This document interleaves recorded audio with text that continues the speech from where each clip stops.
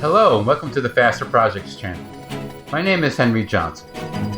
For the last 15 years, I've been developing techniques to accelerate my projects. And today I'm going to share some of them with you.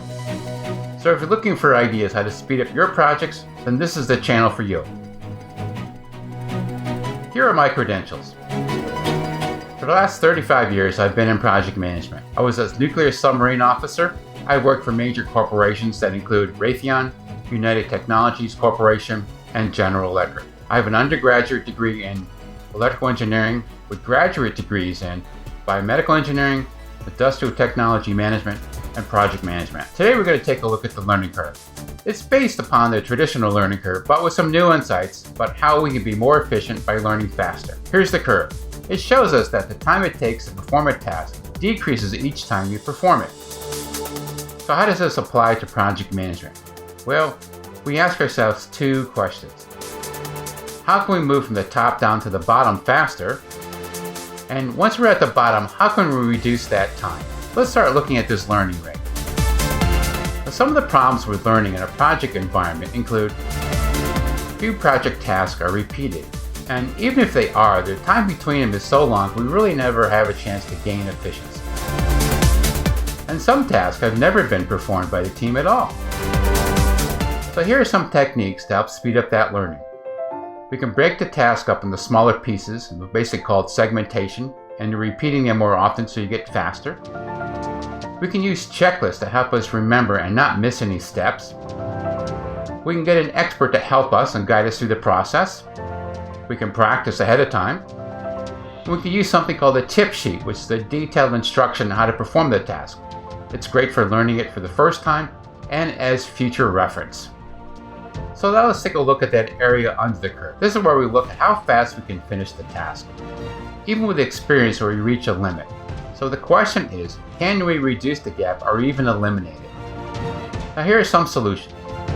We can streamline the process.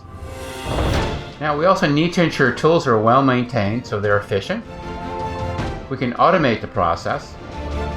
We can eliminate the process altogether. We can ensure the process is robust. That means that we don't have any errors that we introduce and find them at a future time. Now here are some examples I have used on my projects. Segmentation. This is where I've broken larger tasks into smaller accomplishments. Now Agile does this for software, but we can apply it to any project. What I've done is, for instance, engineering drawings. I had a whole bunch of engineering drawings, and we did them at a large group, which means every day we're doing drawings, and we got more efficient at doing it. I broke the meetings up. Instead of once a week, I went to daily, shorter meetings, and now we got more efficient at doing the meetings. I also broke the design up to incremental and iterative designs. Basically, I had repeated cycles. We repeated them over and over again, and we got faster at doing them.